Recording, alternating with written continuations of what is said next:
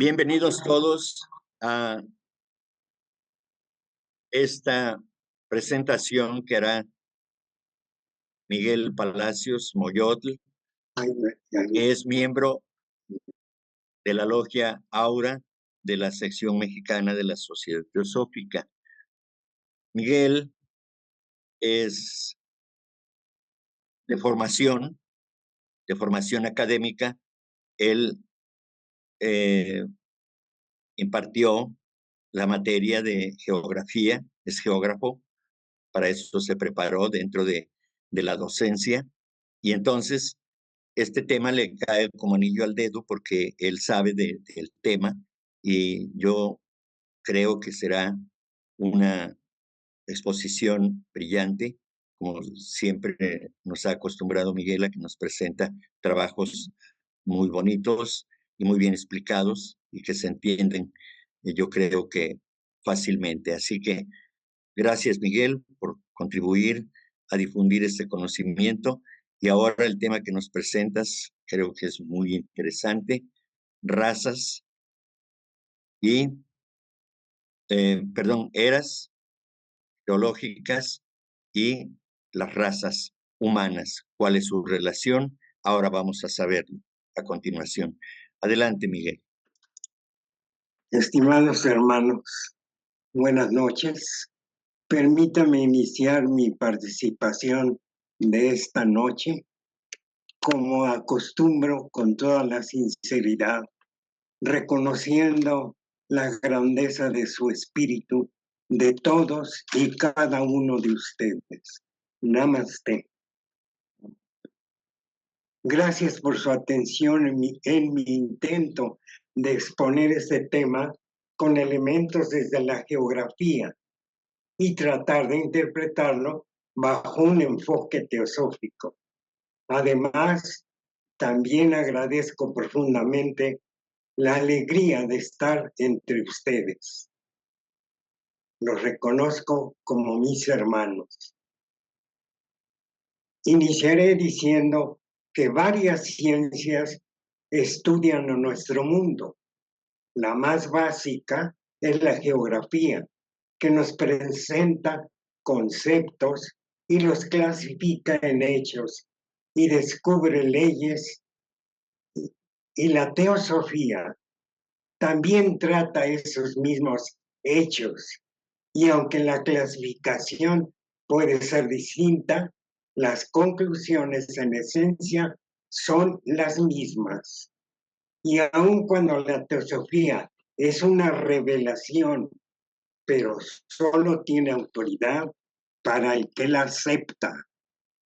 Ante los conceptos científicos actuales, sería inmensamente útil que el hombre estuviera motivado y dispuesto a entender y agregar su propia investigación.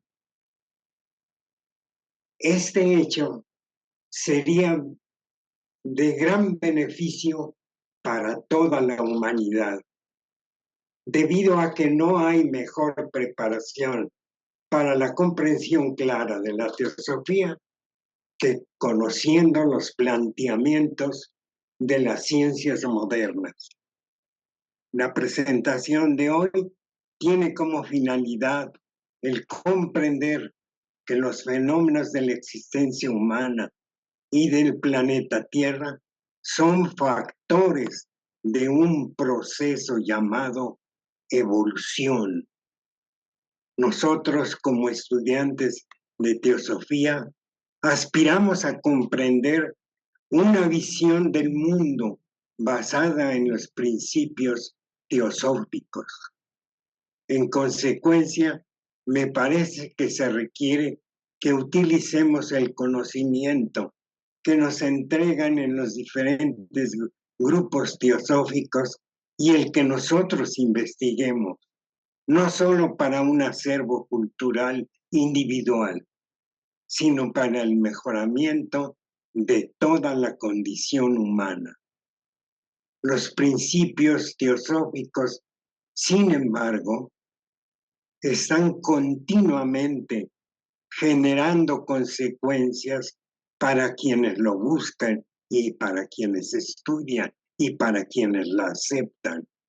Y tales consecuencias emergen en nuestras vidas como señales en el camino, como normas de veracidad, como estandartes de juicio y acción, como ideales para medir nuestras aspiraciones. Esos principios y conocimientos filosóficos no son dogmas creados para decirnos cómo debemos pensar o en qué debemos creer, sino pautas para no extraviarnos en la maraña de opiniones e informaciones contemporáneas, eras geológicas y las razas humanas. El comprender la historia de las eras geológicas y razas humanas nos ayudarán a identificar la continuidad y los cambios en la sociedad y el mundo, así como determinar las causas probables de dichos cambios. Nos proporcionarán información de hechos básicos sobre el pasado, lo cual es fundamental para entender el presente. Nos harán conscientes de que el planeta que nos alberga nos alimenta, nos nutre y nos enseña. Es también parte de nuestra evolución. Hoy pretendemos hojear la extensa y azarosa historia del pasado del mundo y de la humanidad para motivar que nuestra mente surja en el misterioso curso de las ideas que nos conduzcan a una reflexión en donde nuestro ser interno se ubique en su esencia. ¿Qué son las eras geológicas? Es la historia de la formación de nuestro planeta. Se entiende por era geológica a la unidad de tiempo que sirve para identificar, determinar periodos de conformación de la Tierra hasta la actualidad. Estas unidades geocronológicas son divididas en eras, épocas, periodos y eones, de acuerdo con la duración de cada etapa. Eón, esa unidad en geografía, es una unidad de tiempo geológico compuesto por 1.000.000 de años. No así la palabra eón significa lo mismo en el esoterismo. Teosóficamente, el estudio de la historia nos ayuda a desarrollar un sentido crítico y constructivo para tratar de entender qué es la vida una, eterna, invisible, aunque omnipresente, sin principio ni fin, aunque periódica en sus manifestaciones regulares. ¿Sienten? Esta imagen intenta representar un largo periodo en el que el planeta Tierra pasó por un estado totalmente ígneo, como uno de los primeros pasos de una ideación cósmica del pensamiento divino, que pone en acción la energía dinámica denominada Fohat, que paulatinamente hace brotar a la existencia de todos los diversos estados del ser en el sistema solar manifestado. Hasta la actualidad, En ese larguísimo tiempo de miles y millones de años, muchas cosas han cambiado en nuestro planeta, en su interno y en la superficie, desde el estado ígneo hasta el largo y lento enfriamiento de la superficie de la Tierra, en donde océanos y continentes continúan cambiando. En nuestro pasado del planeta han acontecido choques con gigantescos meteoritos y otras catástrofes, como las glaciaciones, que han dejado su huella, pero sobre todo la lenta pero continua acción de la atmósfera, la hidrosfera, la erosión, los movimientos diastróficos, el desplazamiento de placas y la importante actividad de los seres vivos son los que siguen modelándola. Por supuesto que con las acciones de cada uno de nosotros que realizamos en esta encarnación, estamos practicando en ese proceso. Por ejemplo, en los cambios de la superficie continental, la geología nos señala que los cambios fueron paulatinos, pero constantes y quedaron de esta forma. En la era paleozoica, que es la era más larga y más inicial, esta que señalar. Aquí tenemos la Pangea, que era un solo continente, y en aquel entonces los climas del mundo eran totalmente diferentes a los actuales. En la Pangea, la parte norte era de un clima cálido, casi, y los otros en el centro, en lugar de ser cálido, era templado, y había una variación enorme.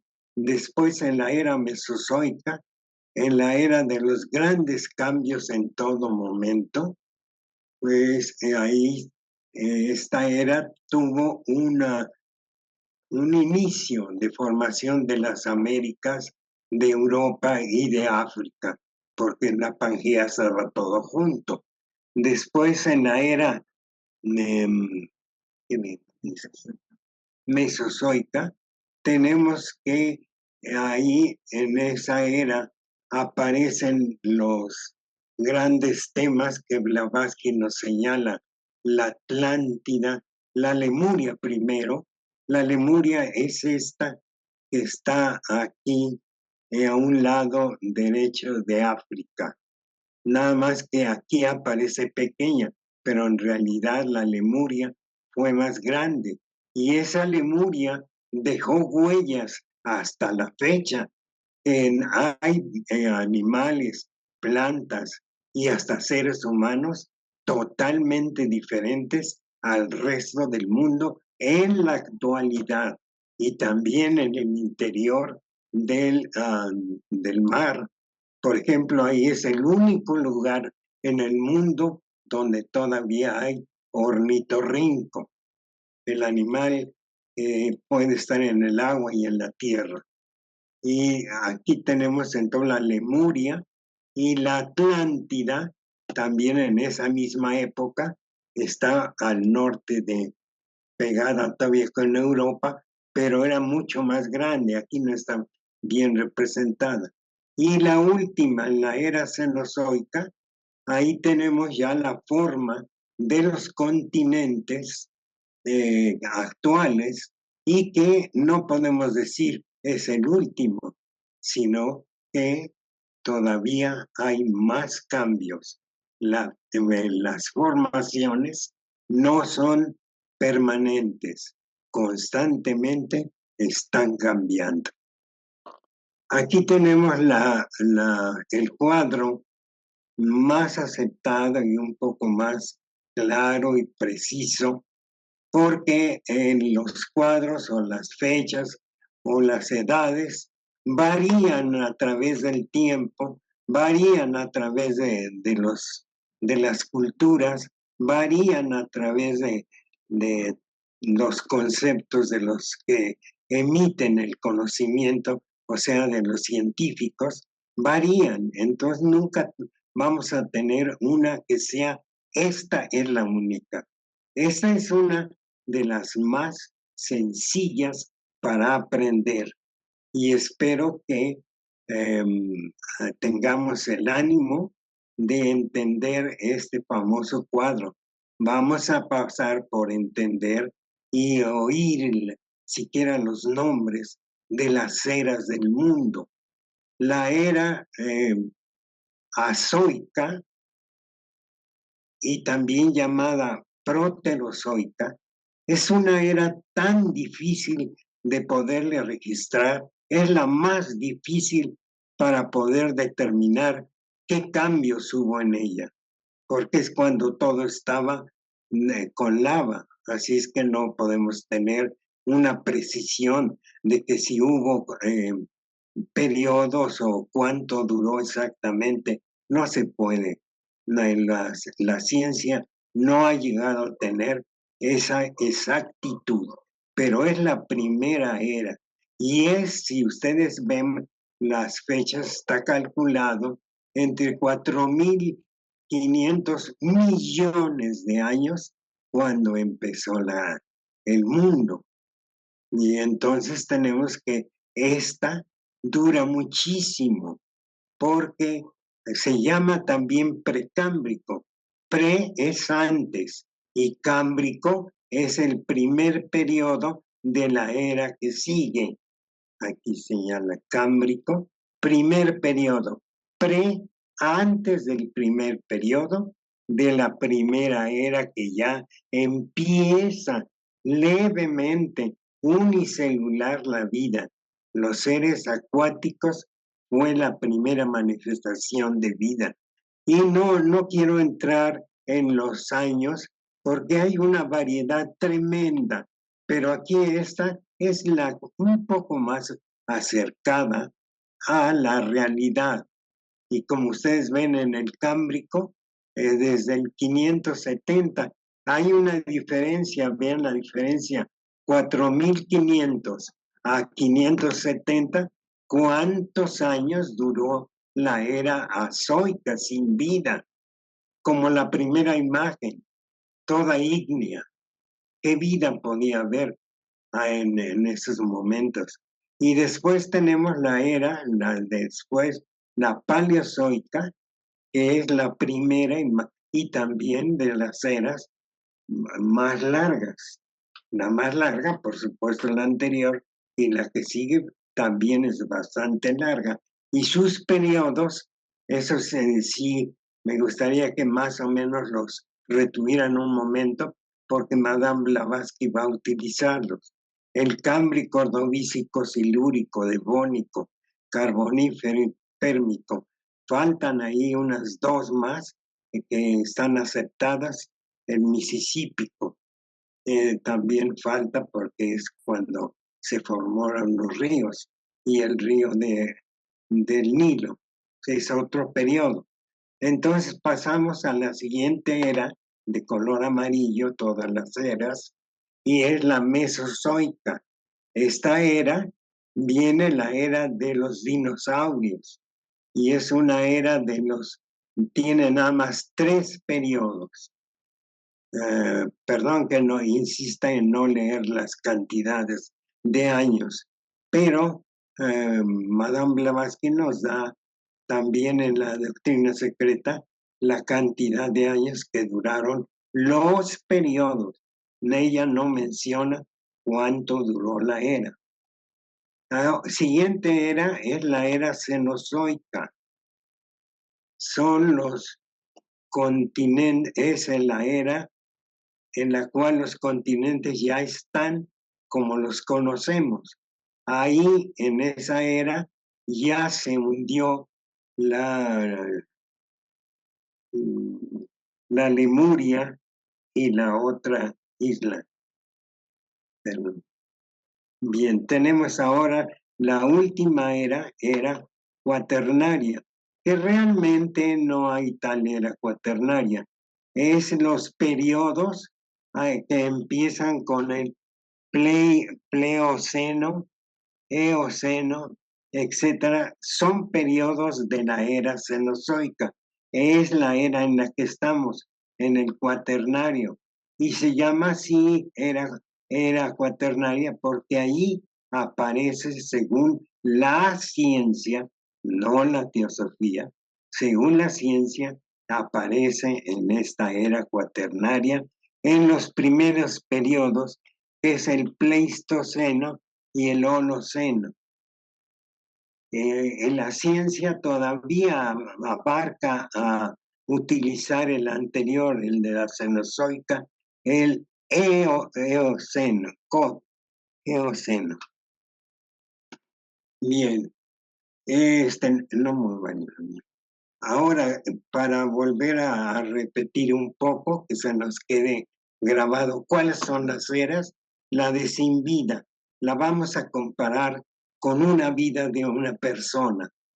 Aquí vamos a suponer que esta fue en el periodo de gestación, es el feto, la sangre sería el fuego.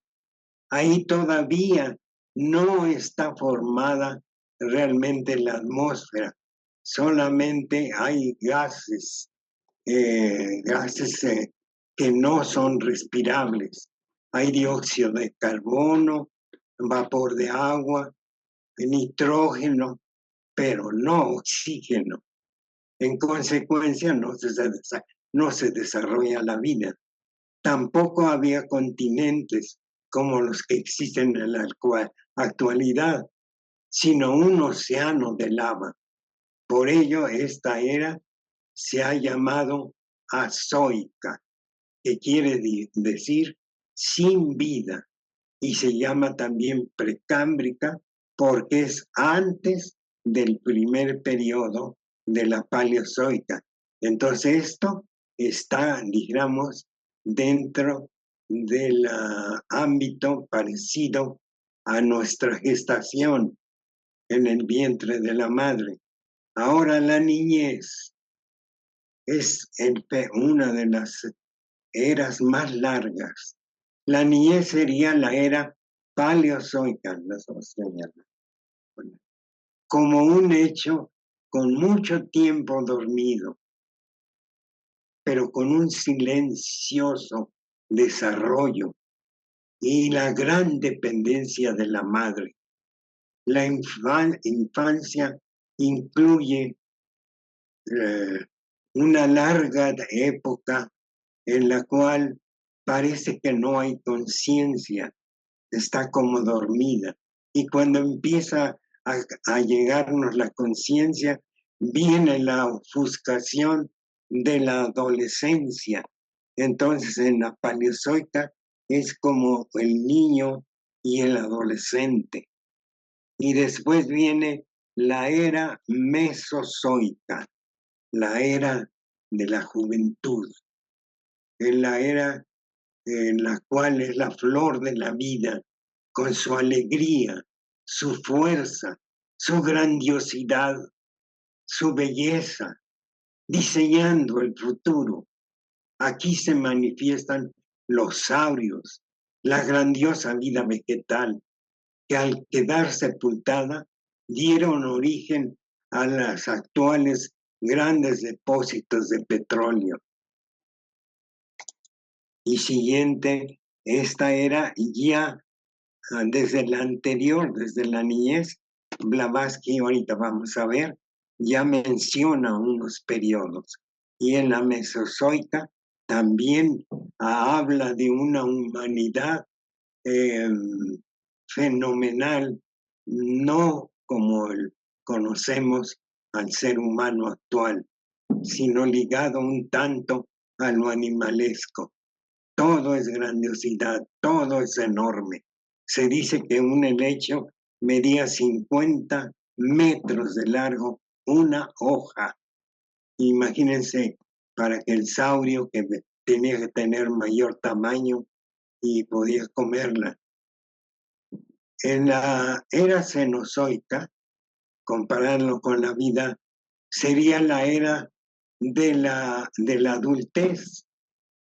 Era en el que alcanza un proceso que implica de maduración de conciencia, porque está hipotecado a la vida, está pendiente de la vida.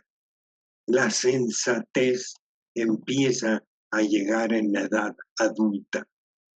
Y la vejez sería la era cuaternaria, con el manejo de su vida más sensato y consciente de su destino al desván de la vida, para iniciar un nuevo ciclo de evolución. Entonces aquí ya tenemos una manera de recordar a las eras como la vida del hombre, repitiendo la era sin vida, llamada precámbrico o azoica. Aquí tiene el nombre de arcaica.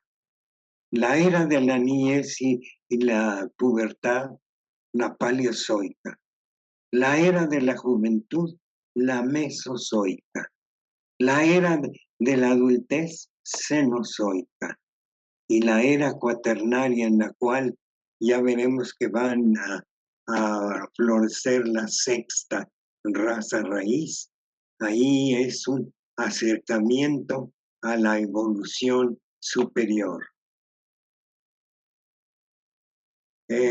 Nuestra maestra Blavatsky, en la doctrina secreta, menciona varios periodos de las eras que hemos visto. Ahí vayan buscando en el cuadro de qué nos habla en la doctrina secreta Blavatsky. Y nos explica el proceso de la aparición del hombre y su evolución. Principia señalándonos en el periodo devónico. ¿Dónde está el devónico? ¿Lo encontraron? Está en la era paleozoica, pero no con la figura conocida. Empieza el hombre, pero no con una figura humana, sino como una sombra. Además nos presenta un cálculo aproximado de la duración de los periodos geológicos. Ella sí estudió todas las fechas que duraron, pero por supuesto han cambiado en la concepción de la ciencia. En la era paleozoica, Blavatsky denomina la era primordial, no la menciona como paleozoica, ella la menciona como primordial, con sus periodos laurentiano, cambriano, silúrico, y que nos calcula una cantidad de años de 171.200 millones de años. Y el periodo de la misma era, que en su época se llamaba primordial. Y esta era en la paleozoica, en la última parte de la primordial, aparece la era primaria. Y habla de los periodos, ahí va describiendo cómo va evolucionando el hombre, en el devónico, en el carbonífero y en el pérmico.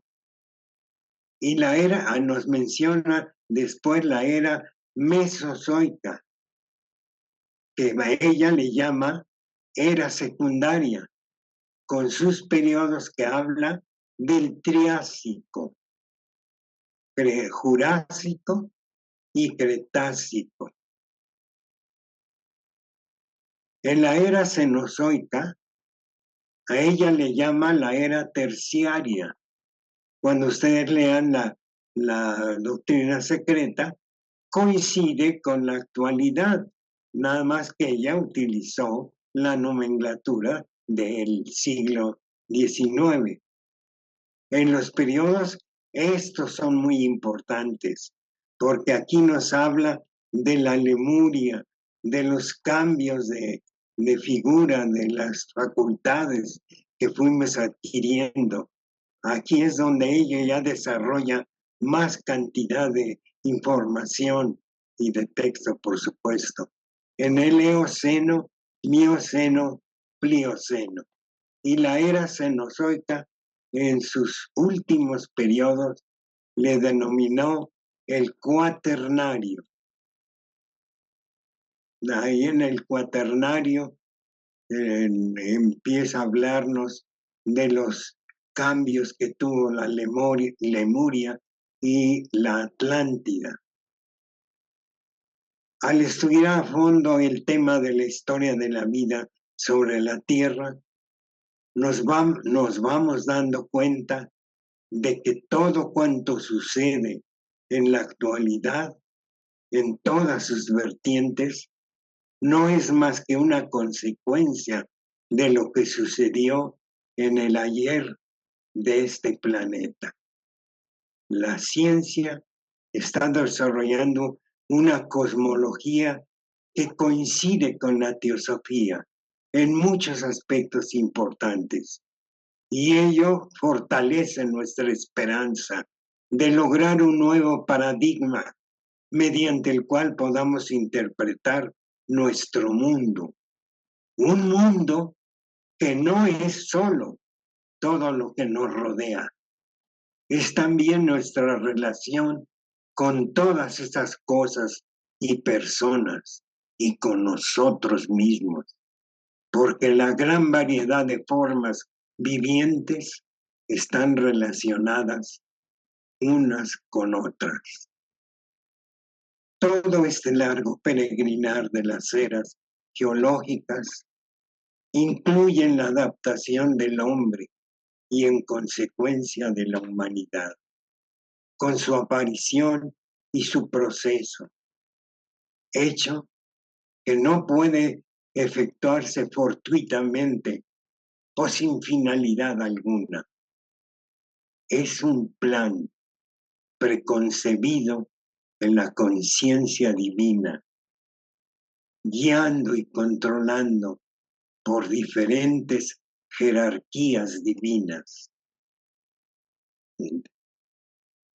Como una especie que evoluciona, el hombre apareció al principio de nuestra corriente del ciclo mundial, y a partir de sus formas prototípicas, primitivas.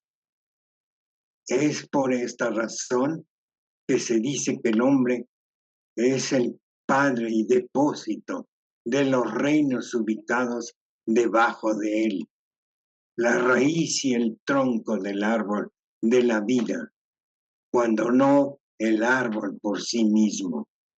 El hombre es un microcosmos. Esta es una enseñanza que ha resonado en las tradiciones alrededor del mundo, dándonos en qué pensar para después preguntarnos por qué.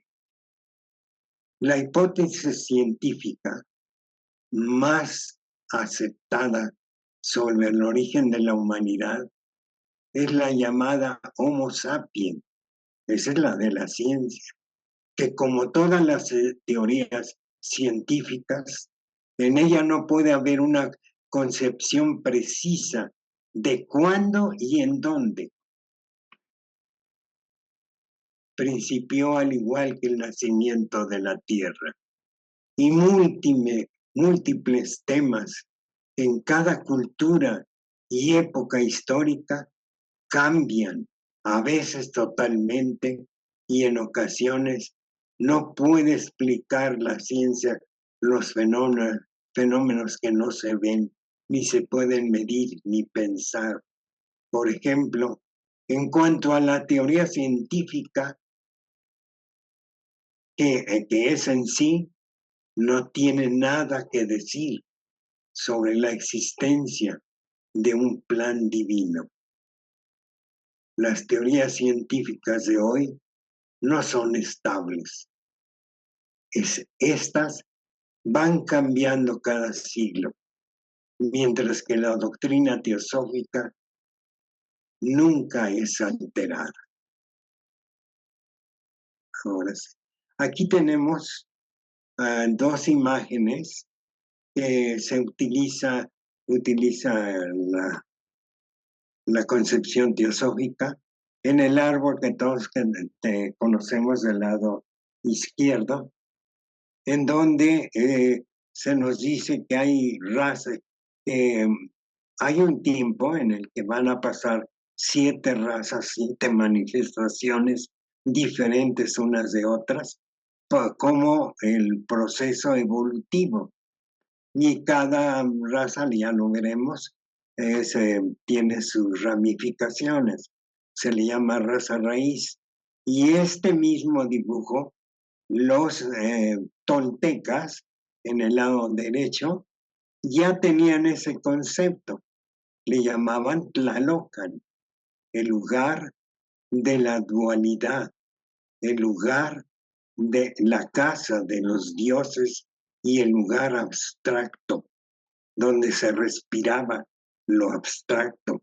Y ven ahí unas señales de los pies que indican que salían al mundo y tenían que regresar en otro estado. Y eso nos va dando una idea de que el conocimiento teosófico no es actual, sino que tiene raíces muy, muy atrás, no solamente como los toltecas, sino sobre todo como toda la cultura hindú. La teosofía es un conjunto de enseñanzas espirituales que abarca diversas tradiciones y culturas. Tiene un objetivo: comprender el proceso y la evolución de la vida en sus múltiples aspectos. Uno de sus conceptos más es el de las 7 razas raíces, que representan etapas distintas de la evolución espiritual de la humanidad a lo largo del tiempo. Siguiente. Ahora sí, el concepto de raza raíz, el concepto teosófico que difiere del significado antropológico común de la palabra raza. Raza raíz se refiere a una etapa específica del desarrollo humano donde se desarrollan ciertas facultades o cualidades. Hay 7 razas raíces en la humanidad, cada una con 7 subrazas. Comienzan con lo etéreo y terminan con la espiritualidad en la doble línea de evolución física y moral. En la actualidad, la humanidad ha alcanzado la 5ª raíz, simultáneamente con las poblaciones que pertenecen a la 3ª y 4ª raza. La 5ª raza ha alcanzado su 5ª subraza. La historia del hombre tiene tantísimos cambios en su forma, pero desde un principio, podríamos decir, como le conocemos, es una chispa divina, es una pequeña porción de la divinidad. Muy resumido, voy a presentar las 7 razas tomadas de los datos que nos da nuestra maestra. No tenían cuerpo físico en la primera raza y su principio mental no funcionaba. Por lo tanto, se llamaban los amanasa, sin mente, manas o mente. Esta raza primitiva fue creada a partir de los cuerpos astrales de los pitris lunares y por lo tanto eran sombras. En la primera raza no tuvo sexo y se reprodujo por fisión y desarrolló la facultad de audición.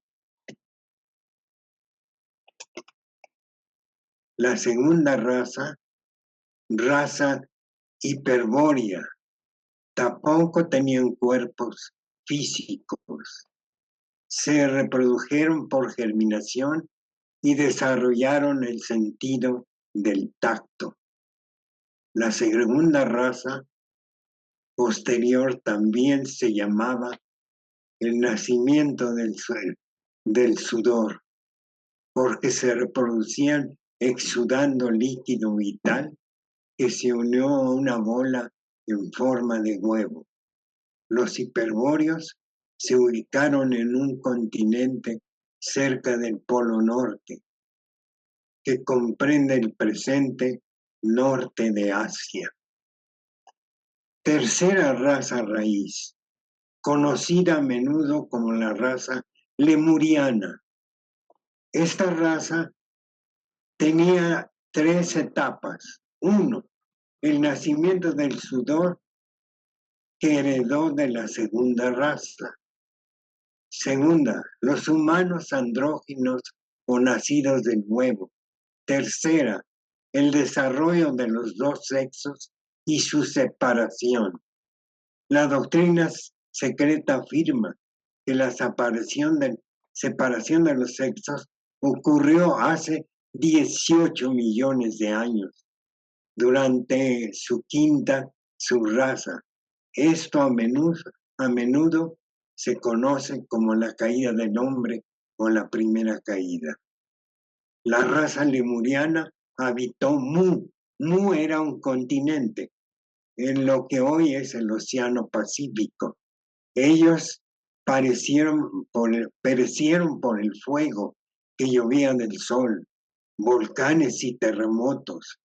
Esta raza raíz fue gobernada por el dios azteca Tlaloc. Su reproducción fue mediante la gemación. Gemación es una forma de reproducción asexual que consiste en una división desigual del cuerpo del progenitor. La Lemuria era un continente muy extenso. Los lemurianos que degeneraron tenían después caras similares a los pájaros. Los lemurianos constituyeron grandes ciudades de piedra y lava, que todavía las podemos ver en Sudamérica. El evento más significativo durante el punto medio de la tercera raza raíz fue al despertar del principio de la mente, también llamado la venida de los Manasaputras. Los Manasaputras son los hijos de la mente, hijos nacidos de la mente, nombre dado a nuestros egos superiores antes de que encarnaran en la humanidad. Ellos fueron los que activaron el principio mental de los humanos de la tercera raza. La tercera raza raíz desarrolló el sentido de la vista y esto pasó por 3 etapas. Primera etapa, los primeros humanos de la tercera raza tenían un solo ojo y eran hermafroditas. Luego, segunda etapa, pasaron por una etapa donde tenían 3 ojos y el tercero en la parte posterior de la cabeza. Y la tercera etapa, el tercer ojo perdió su poder y se petrificó y no es nuestra glándula pineal actual en su remanente. La cuarta raza raíz era la raza Atlante. Se desarrolló a partir de un núcleo de seres humanos de la tercera raza del norte de Lemuria. Desarrollaron el cuarto sentido, el del gusto, así como el desarrollo completo de los dos ojos. La doctrina secreta afirma que el mayor desarrollo del cuerpo físico alcanzó su pico hace 2 millones de años, en el punto medio de la cuarta raza raíz. Esta raza también desarrolló el habla, que no era necesaria durante las primeras etapas, porque la comunicación se realizaba mediante transferencia de pensamiento. La cuarta raza se enalteció con orgullo. Se aparearon con los insensatos, los cabeza estrecha, que criaban monstruos. Eso es muy importante, muy difícil de poder explicar todo ese proceso. Practicaron las brujerías y se volvieron malvados. Luego siguió el diluvio, que finalmente destruyó la civilización atlante. Quinta raza. La quinta raza desarrolló el sentido del olfato. La doctrina secreta establece que la quinta raza raíz existe desde hace aproximadamente 1 millón de años, a menudo conocida como la raza aria. La quinta raza es la actual, la nuestra. Blavatsky le llamó la raza blanca del globo, condenada a seguir evolucionando en 2 razas más. O sea que nos faltan 2 razas más. La quinta raza adámica, de Adán, ubicada en el primer periodo del cuaternario. La sexta raza raíz, como la sexta, está en el arco ascendente, crecerá rápidamente de sus lazos de materia e incluso de carne. Esto lo podemos encontrar en la doctrina secreta, tomo 2, 446 la página. Esto parece seguir que los cuerpos y los vehículos de las futuras razas volverán a ser más etéreos y andróginos. La doctrina secreta afirma que el siguiente sentido a desarrollar será la facultad de clarividencia normal. La séptima raza raíz se proporciona no tiene mucha información sobre la séptima raza. Se espera que sea más etérea que en el sexto. Grandes adeptos y ascetas iniciados producirán una vez más hijos inmaculados, nacidos de la mente. La verdad ha de presentarse de tal manera que convenza sin atar y que atraiga aún sin convencer. Esto solo puede realizarse el lenguaje del corazón.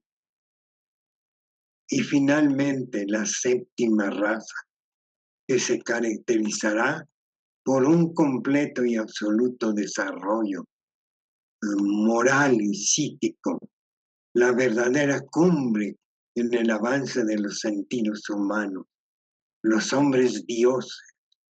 Y lo más interesante de todo, según Blavatsky, florecerá en el lejano continente sudamericano. Los relatos de la creación y el viaje evolutivo del alma se han repetido innumerables veces en todo el mundo. Se pretende que los mitos sean recordatorios y liberadores de verdades olvidadas. Existen miles y miles de vestigios relacionados con la humanidad que poblaron el mundo, como las que se presentan en esta imagen, en donde podemos constatar que se expresa lo que expresa la doctrina secreta. Ejemplo, las diferentes formas de cráneo que tuvo el ser humano.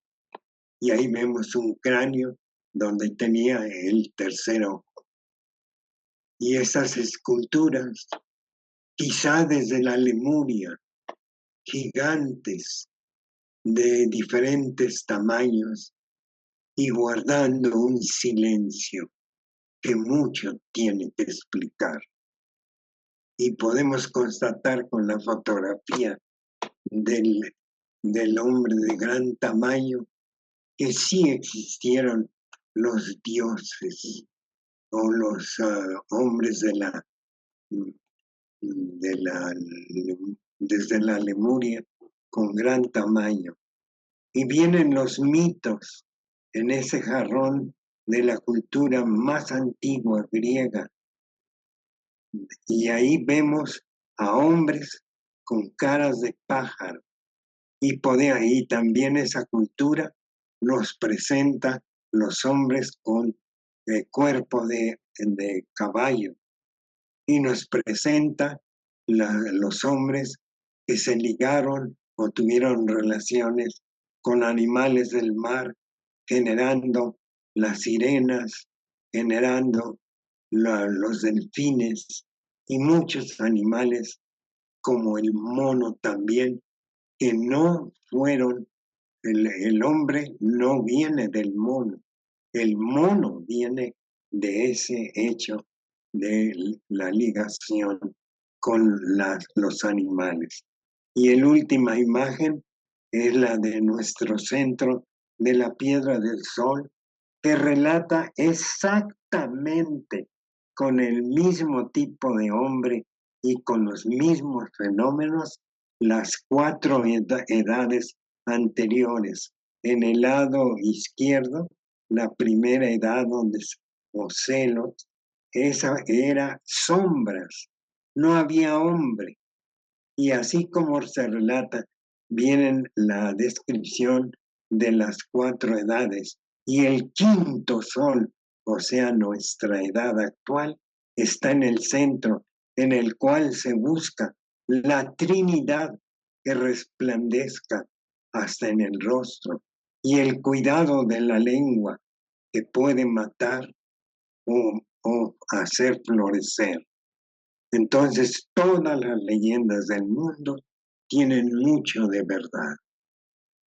Hasta aquí hemos intentado estudiar algunas especies sobre nuestra casa llamada Tierra, y junto con la humanidad y su naturaleza están dentro de una ideación cósmica, de movimiento eterno e incesante, que es llamado esotéricamente el gran aliento, saturado de sabiduría y perfección y precisión, en el que recorremos un destino de evolución en la incógnita inmensidad del universo, en el que junto con la Tierra nos desplazamos imperceptiblemente.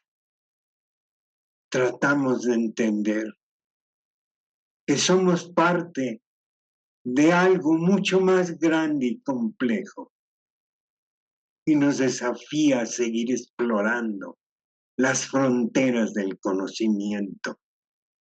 Conocimiento que no solo queden guardados en la biblioteca del cerebro, o solo se usen para aumentar nuestra vanidad intelectual, sino que traigan al presente y hacernos uno con la conciencia universal. Agradezco, porque en un principio fuimos corta luz de vida. Agradezco porque nos acondicionamos desde la oscura cueva hasta las ciudades iluminadas, desde la casa salvaje a la tecnología avanzada. Cada paso que damos nos lleva más cerca de comprender nuestra esencia, nuestra verdadera naturaleza. Agradezco porque se nos otorgó la mente, poderosa como un tesoro preciado. Nuestro legado nos convirtió en una especie singular. Agradezco por poder utilizar la magnetosfera del mundo que vibra y late para mantener y proteger la vida de la Tierra. Gracias a la atmósfera que contiene el prana o el aliento de vida que mantiene mi respiración instante tras instante. Gracias por estar hoy en este plano de vida junto con toda la humanidad. Y les doy las gracias por su paciencia, su atención y su tolerancia. Namaste. Es todo. Y entonces agregaríamos, gracias, Miguel, por ofrecernos de tu energía, de tu esfuerzo, de tu sapiencia, de tu conocimiento, que hoy nos has hecho sentir que somos habitantes de este planeta y que hemos transitado desde hace muchos millones para llegar hasta el momento en que hemos disfrutado de tu presentación y que agradecemos cumplidamente cada una de las palabras, cada una de las imágenes que ciertamente, aunque hay una colaboración de terceros, generalmente Miguel en conjunto es el que elige las imágenes más apropiadas para hacer una presentación a modo para que nosotros podamos comprender mejor lo que nos presenta. Así que, pues, con gratitud eterna para Miguel, pasamos a la sección de preguntas y respuestas o de colaboraciones de puntos de vista de quienes deseen hacerlo.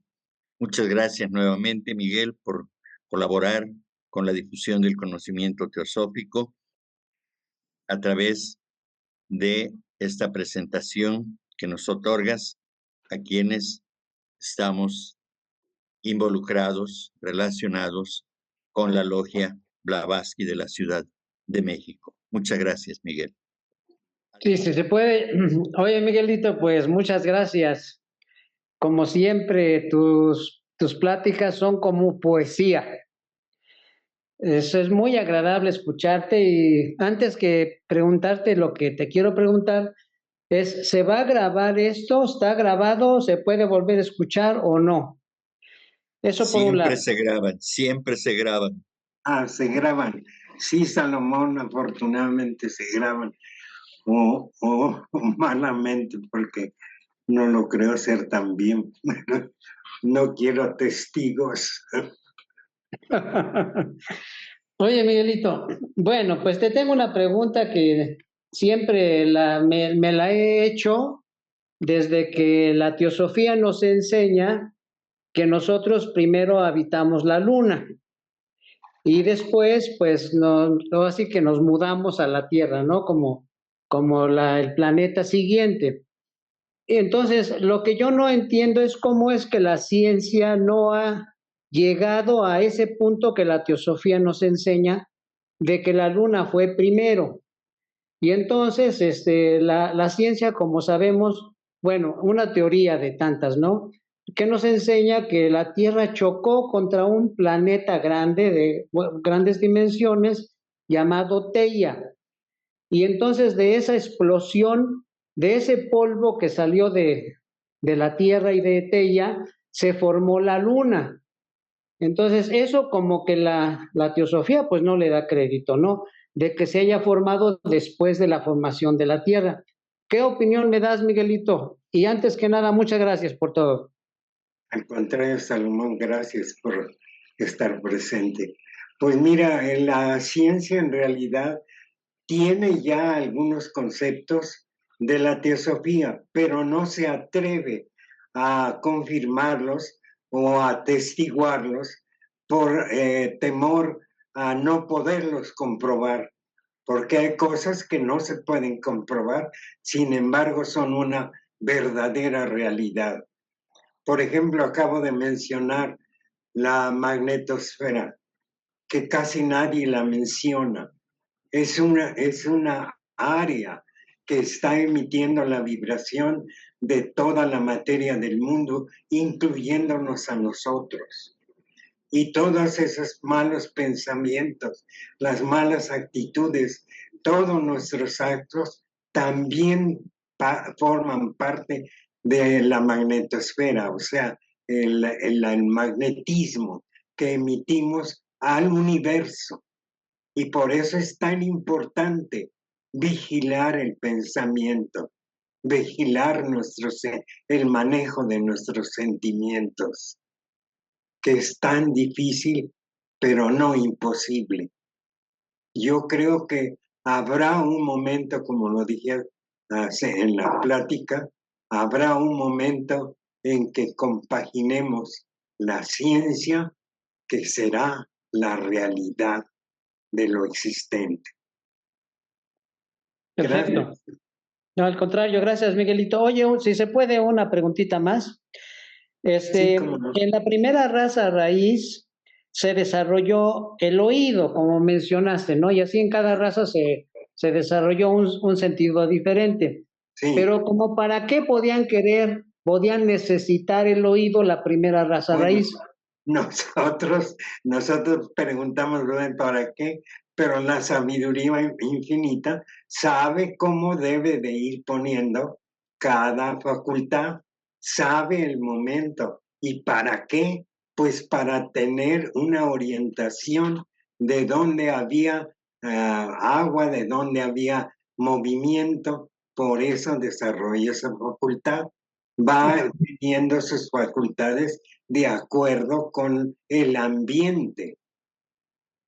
¿Para qué quería la vista si era un trilobita? Sí. Era como un trilobita o una sombra. Pues Sí, no, sí, claro. ¿Para qué quería el gusto si no podía tener el medio que es el cuerpo para deleitarse o para lo que sea, para alimentarse? No, entonces cada facultad va de acuerdo con la forma y la necesidad también que le impone el medio ambiente. Y el medio ambiente también lleva su plano de evolución y está de acuerdo con ese seguimiento del proceso evolutivo que es perfecto. Yo quería agregar a la respuesta que ya dio Miguel, que el oído es el primer sentido que aparece, porque de otra manera no se podía escuchar el mandato de la voz divina, hágase la luz, ¿verdad? Y todos los mandatos, todo esto es simbólico, desde luego, aunque el sentido físico sí existió, no con los lóbulos de los oídos que tenemos ahora, por supuesto, pero de que fue el primero que apareció, fue el primero y el propósito fundamental es de escuchar todos la inmensa diversidad de sonidos que existían digamos, ya en el planeta, ¿sí? Y curiosamente también el oído, por la experiencia que hemos vivido, es el primero que llega en la formación de la evolución del hombre, y es el último que se pierde cuando viene el momento de la desencarnación. Y ya les platicaba en alguna otra oportunidad, y no sé si ustedes hayan vivido la experiencia de que cuando hay personas que mueren y no cierran los ojos, se les pide que cierren los ojos, se les pasa la mano y cierran los ojos, obedecen, porque todavía escuchan, ¿sí? Entonces, esa es una maravilla. Bien, Rosalía, por favor. Hola, buenas noches. Mi querido Buenas Miguelito, noches, como Rosa. siempre, me dejas estupefacta y con la quijada caída con lo maravilloso que dices. Maravillas, maravillas. Te quiero mucho, Miguelito. Gracias, siempre me enriqueces. Te Fíjate mando que, un abrazo. yo también, Miguelito precioso. Y ahora que es nuestro cumpleaños en este mes, ¿verdad? Sí, Qué bonito mes. ya no me recuerdes que solamente estoy aquí porque me dieron permiso en el museo. Tú eres un chamaco, tú eres un chamaco. Y bueno, pues ahorita lo que decía Enrique, precisamente me lo quitaste, Enrique, de la punta de la lengua. Iba a decir precisamente eso de que, curiosamente, es el último órgano, el oído, el que deja de funcionar en el mundo físico, ¿no? Antes de dejar el mundo físico. Y Miguelito, una pregunta, fíjate que siempre he estado un poco intrigada ahorita con lo de tus diapositivas. Pude ver donde íbamos, no me acuerdo en cuál era, Cuatosaica, no me acuerdo, pero donde ya está el Homo sapiens. Ahí mencionas que, bueno, ahí está el desarrollo de todo esto del hombre y todo, ¿no? Pero mencionaste que ahí es cuando ya está ya están los atlantes, o no entendí bien. No, ya terminaron los atlantes, terminan. Sí, porque, ¿verdad? Se supone que terminan los atlantes y viene algo así como un diluvio, ¿no? Y luego ya viene todo. Sí. Ahí es donde me quedé atorada y quería que me explicaras un poquito, porque siempre esos... Hay una teoría que dice que Noé era un atlante, un Exacto. gigante atlante, y todos los que iban ahí eran de origen atlante. Ok, sí, porque me quedé, siempre he tenido un poquito la duda cuando ya viene lo de los atlantes y ya pues luego viene, después de eso, es cuando empieza otra vez, hace cuenta lo de los dinosaurios, todo o sea, como que empieza todo nuevo, ¿no?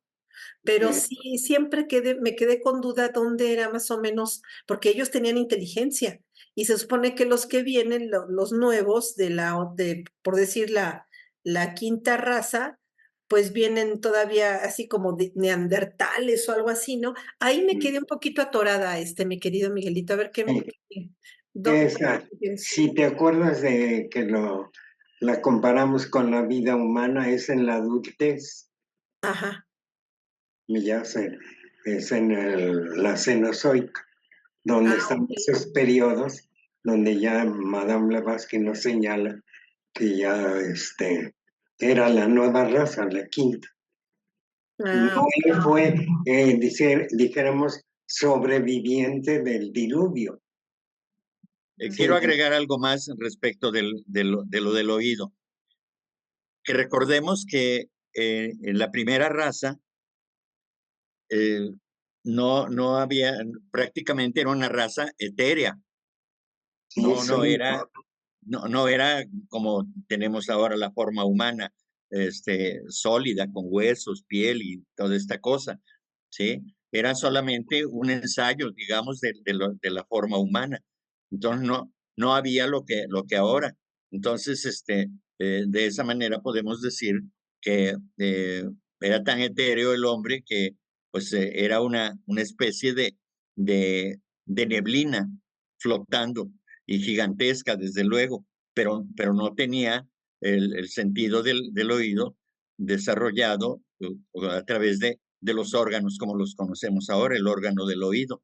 Era solamente el primer ensayo, digamos, del oído para que se manifestara tal como lo tenemos ahora, pero no había esta forma humana que tenemos ahora.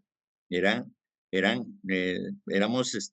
digamos, formas, pues, etéreas, si acaso como neblinas, si queremos darle una forma. Informes, sin Sí, forma.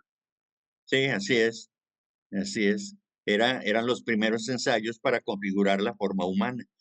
Por lo tanto, no existía el órgano físico tal como lo conocemos ahora. El sentido, sí. Una cosa es el sentido y otra cosa es el órgano a través del cual se manifiesta el sentido. Eso es lo que quería aclarar. Mi estimada Alma, Buenas noches. Hola, tío. buenas noches. Bueno, pues yo felicitarte, tío. Estoy muy orgullosa que seas mi tío. Te digo que eres el más inteligente de esta era. ¿Cómo estarán los demás? De la era azoica. En la era azoica, sin vida. Siempre es muy interesante todo lo que nos ha platicado, la convivencia con él. Es un artista. Tengo aquí atrás uno de sus cuadros tan hermosos, con una gran explicación que siempre les imprime. Y pues muy orgullosa de todo lo que sabe, él igual que mi papá, que ya se nos adelantó, los más inteligentes de esta era, de veras. Él fue mi maestro de geografía en la secundaria y eran unas clases tan bonitas que nos llevaba a pasear a todos lados con la imaginación y con todo lo que nos contaba. Entonces, muchas felicidades, tío. Espero aprender un poquito más de ti, porque de veras no te llegamos, pero ni al talón. No digas Felicidades, eso, tío, te quiero. no, todos somos iguales. Venimos del mismo lugar y retornaremos al mismo lugar. Gracias, Alma, por haber entrado. Gracias. Ahora sí, para cerrar, ¿verdad? Como es la costumbre, dice Enrique, con una poesía. Para hacer, pues ya es tarde, pero una cortita, dedicada a Caro. Caro, señora Felicidad, ¿en dónde puedo encontrarla? Daría por conocerla de mi vida la mitad. Quisiera saber su edad, su origen y su apellido, y averiguar si es que ha venido de un mundo de colores, y si es verdad que las flores le bailan en su vestido. Me han dicho de usted, señora, que sabe borrar cicatrices y que de los infelices es un hada protectora, y todo el que se enamora lo cubre con su llanto, con su manto, y su voz es como el canto abstracto de las sirenas, en donde su mundo no hay penas generadoras del llanto. Yo vengo desde el rincón de los recuerdos y hace muchísimos años que busco su protección, anhelo su influencia y busco su protección siempre que el alma me llora. Dígame, señora, el año, el día, la hora en que puedo encontrarla. Mi intención no es dañarla. ¿Por qué se esconde, señora? Si usted no viene y me mira por lo menos un segundo, voy a recorrer el mundo pregonando su mentira. Diré que solo respira aires de mediocridad. Mientras haya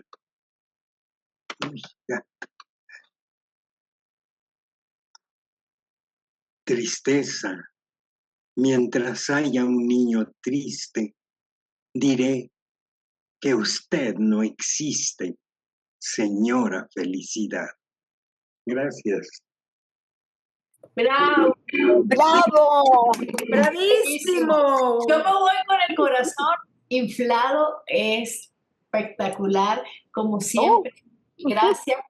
Es que no es solo como lo dices, es lo que transmites. Siempre que hablas, transmites una paz, una tranquilidad. O sea, esa energía sale. Mil gracias. O sea, yo tengo el corazón inflado. Gracias, bellísimo. No vaya, que no vaya a estallar. Bueno, Jairo, apréndele a Miguelito. Ahí lo tienes, punto. sí, Apréndele mucho. sí. Esta es una poesía de una autora cubana que se llama Tomasita Kiala. Pueden buscarla en YouTube. Ciega. Es acompañada con instrumentación de guitarras. Entonces, es bellísima la poesía de la señora Felicidad. Dígame dónde encontrarla. A ver, dónde encontrarla. Entonces, es un poema lleno de un profundo sentimiento de esa búsqueda, de ese ser llamado felicidad que tanto anhelamos tener siempre. Es algo de lo que más intensamente buscamos y generalmente lo confundimos con algún goce mundano. La felicidad, según lo hemos comentado con Miguelito, pues va más allá, es la felicidad espiritual lo que pretendemos encontrar en el fondo, pero siempre tropezamos y nos encontramos con el placer, con algo pasajero, pero la felicidad que buscamos, esa está dentro de nuestro ser, como lo hemos platicado con Miguelito. Pues ya es noche. Muchas gracias a todos por su presencia.